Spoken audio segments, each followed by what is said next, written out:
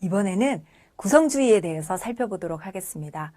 자, 구성주의는 여러분들 구성주의라는 말 들어보셨습니까?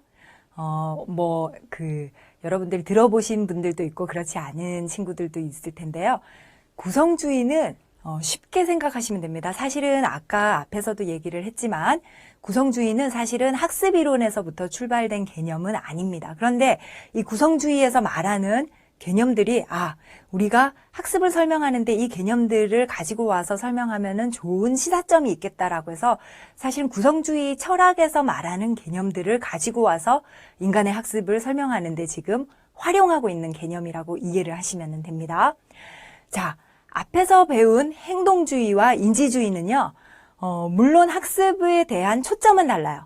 행동주의는 인간의 행동, 인지주의는 인간의 고등 정신활동 이런 데 초점을 두지만 그들이 생각하는 지식과는요, 비슷해요. 객관적인 어떤 지식이 외부에 존재한다라고 보는 약간의 객관주의의 학습 이론입니다. 그런데 이 구성주의에서는요, 철학이 좀 완전히 다르다고 보시면 됩니다. 어떤 지식이라는 것은 절대적인 것이 딱 누구라도 사과에 대해서는 누구라도 똑같이 이렇게 정의한다. 이런 게 있을 수가 없다라고 보는 것이 구성주의의 기본 지식에 대한 기본 가정이에요. 객관주의의 지식관을 가진 것이 아니고 주관주의 지식관을 가졌습니다. 이렇게 말하면 여러분은 어렵죠. 그래서 제가 쉬운 예를 하나 드릴게요.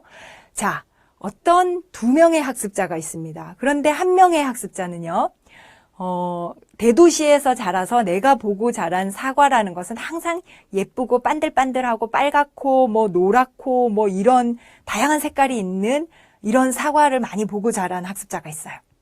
그런데 또 한 명의 학습자들은 나는 완전히 부사를 재배하는 과수원에서 자란 그것만 보고 자란 어떤 학습자가 있다라고 가정을 해봅시다. 그러면 이 둘이 생각하는 사과에 대한 기본적인 자기만의 사과에 대한 지식과는요, 완전히 달라요. 이 대도시에서 마트에서만 보는 반들반들하고 동그랗고 벌레도 하나도 없는 이런 사과만을 보던 학습자가 가진 그 사과에 대한 자기만의 지식은 맛있는 거, 빨간 거, 가끔은 초록색도 있고, 노란 인도 사과도 있고, 이런 거, 그 다음에 매 사시사철 나오는 거, 이런 식의 나름의 지식관을 가지고 있어요. 그런데 과수원에서 부사만 재배하는 과수원에서 사과를 보고 큰 학습자들 같은 경우는 매일 사과는 농약을 많이 뿌려야 되고 벌레가 엄청 잘 먹고 냉해 피해를 잘 입고 어쩌고 이런 식의 위주의 어떤 학습관을 가지고 있는 학습자가 있을 수가 있어요. 구성주의에서 생각하는 가장 기본적인 것은 지식에 대해서도 벌써 일반적인 다른 객관주의 이론들과는 조금 다른 관점을 가진 주관주의 관점을 가집니다. 그래서 이렇게 지식에 대한 것은 내가 객관적으로 외부에 딱 만들어져 있는 것을 받아들이는 것이 아니고 내가 만들어가는 거예요. 그래서 예를 들어서 과수원을 하는 친구가 어느 날 마트에서만 사과를 본 친구를 만났어요. 두 사람이. 얘기를 하다 보니까 서로 다른 사과에 대한 얘기를 하고 있어요. 나는 맨날 부사가 빨간 부사만 봤는데 이 친구가 얘기할 때는 오늘 노란 인도 사과에 대해서 얘기를 했어요. 그러면 이 친구는 어떻게 되겠습니까?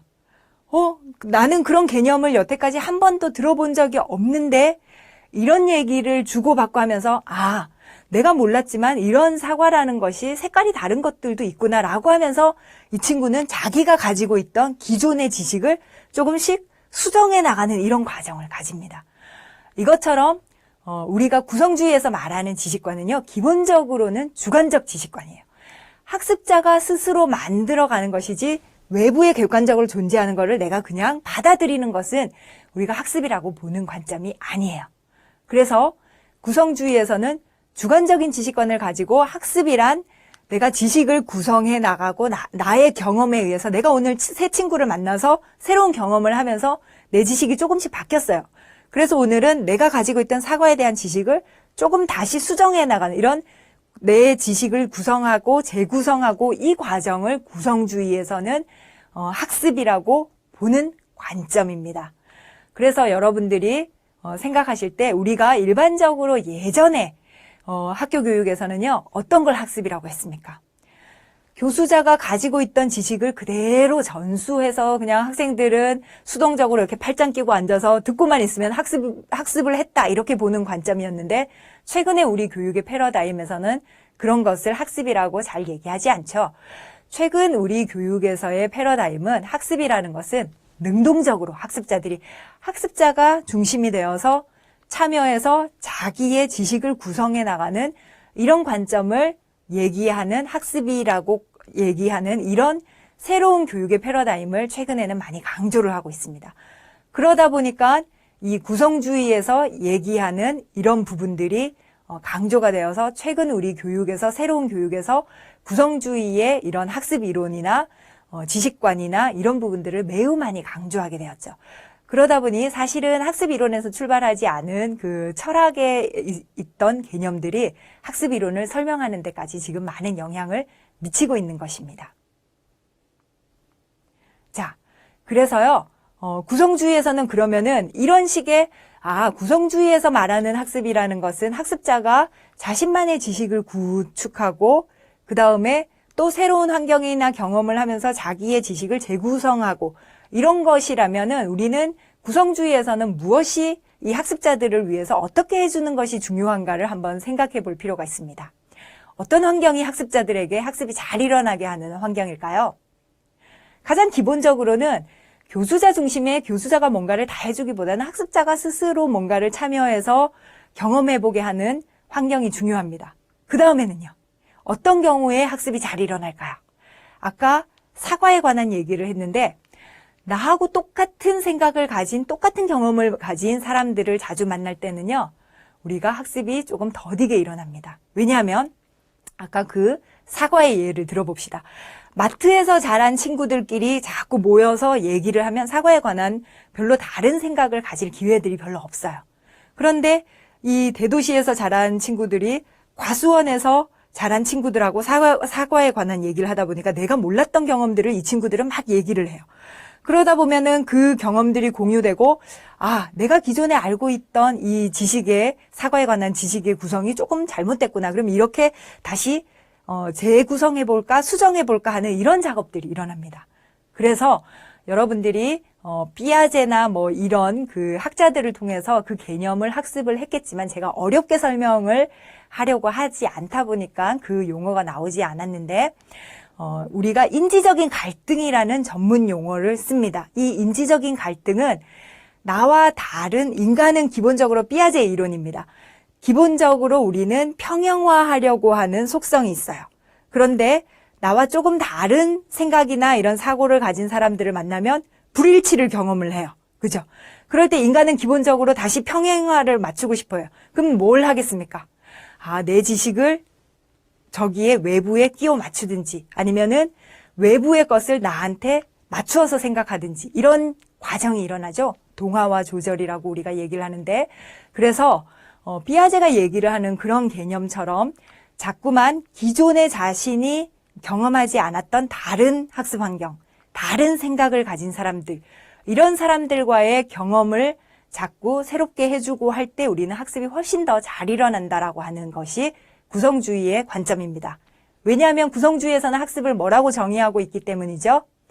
그렇죠. 구성주의에서는 학습을 자신의 지식을 구성하고 재구성하는 것이 학습이라고 보기 때문에 그것이 많이 일어날 수 있는 다양한 학습 환경을 구성해 주는 것이 구성주의에서 좋은 학습이라고 볼 수 있습니다. 그래서 우리가 이 구성주의에 맞게 교수 설계를 한다라고 하면은 그러면은 어떤 식으로 설계를 해주면 학습자들이 학습이 잘 일어나게 하는가 하는 부분을 살펴보면요. 일단 실질적이고 현실적인 이런 다양한 경험이나 환경에 많이 노출을 시키면 학습자들이 실제로 다양한 경험을 하면서 지식을 재구성할 기회를 많이 가집니다. 그런 식의 학습 환경을 구성을 해줘라 라고 하는 것이 구성주의가 교육에 던지는 시사점입니다. 그리고 이 구성주의에서는요. 기존에 우리 교육이 외워서 시험 보고 이런 식의 많은 결과론적인 교육에만 많이 초점을 뒀다라고 하면 그것을 조금 떠나서 왜 어떤 식으로 이 사람의 이 경험이 자꾸만 자신의 지식을 만들어가고 재구성해가고 하는가 하는 그 과정도 중요하게 여깁니다. 그래서 경험과 학습의 과정을 중시하는 것이 구성주의의 특징이라고 볼 수 있습니다. 그래서 평가에 있어서도 우리가 결과론적인 중심적인 그런 평가만을 하는 것이 아니고 다양한 경험을 하고 그 과정에서 사고의 변화를 가지고 오는 학습의 과정도 평가에 넣어라라고 하는 것이 구성주의의 강조점이라고 보시면 됩니다. 그리고 구성주의에서는 아까 제가 얘기를 했죠. 어떤 친구들을 많이 만날 때 학습이 많이 일어난다고요? 나와 다른 사람. 그렇기 때문에 우리가 개별적인 공부만 막 하거나 이런 것보다는 다른 생각이 다른 사람과 자꾸 만나서 얘기하고 그 과정에서 자꾸의 자신의 학습을 성찰해 볼 수 있는 기회를 가지는 것을 매우 중요하게 생각을 합니다. 그래서 협력학습이나 협동학습과 같은 이런 경험의 기회를 많이 주고요. 그 다음에 그 과정을 통해서 자꾸만 자기 성찰을 자꾸 해볼 수 있는 기회를 주는 것을 구성주의에서는 매우 중요한 학습의 교수 전략으로 생각을 하고 있습니다. 이것처럼 구성주의는 여러분들이 뭐다 막 외우는 것보다도요. 가장 기본적인 지식에 관한 관점이 기존의 객관주의의 이론들과 다르기 때문에 어떻게 학습이 일어나는, 무엇을 학습이라고 정의를 하고 그 학습이 잘 일어나게 하기 위해서 어떤 환경을 조성해 주는 것이 중요한지를 이해를 하는 것이 구성주의에서는 가장 중요한 부분이라고 볼 수 있습니다. 자, 정리해 보겠습니다. 여러분들, 자, 구성주의에서는 그러면은 우리가 어떤 식의 것들이 강조됩니까? 자, 구성주의가 잘 일어나게 하려고 하면요. 우리가 거기에서 학습자들이 무조건 암기식이나 이런 것이 아니고 학습자에게 적당한 학습 과제나 학습 문제나 이런 것들을 던져주면서 학습자들이 문제 해결 과정을 통해서 학습을 해보거나 이런 부분들을 중요시 여기는데요. 그때의 문제들은 학습자에게 적절한 문제를 주고 학습을 하고 이런 부분들을 강조를 합니다. 교수자에게 적절한 문제나 어떤 상황이나 이런 걸 주고 학습을 시키라는 것이 아닙니다. 학습자의 적절한 문제를 항상 제공을 하는데 염두에 두셔야 됩니다. 그리고 가장 기본적으로는요. 기본 개념은 어떤 교육에서든지 중요해요.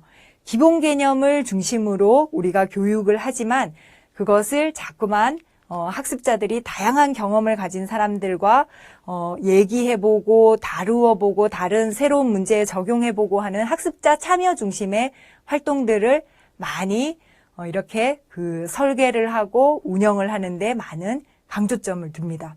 그 과정에서 학습 과정을 중요시 하는 것이 중요합니다. 단지 끝나고 나서 몇 개 외웠어, 얼마나 정확하게 이해했어 라는 부분을 보는 것이 아니고요. 학습 과정에서 어떤 사고의 과정을 거치면서 자신들의 지식을 만들어 가기 때문에 이런 결과들을 가지고 오는지 과정에 대한 부분도 아주 중요하게 보고 있다는 것이 구성주의에서 여러분들이 꼭 기억해야 되는 부분입니다.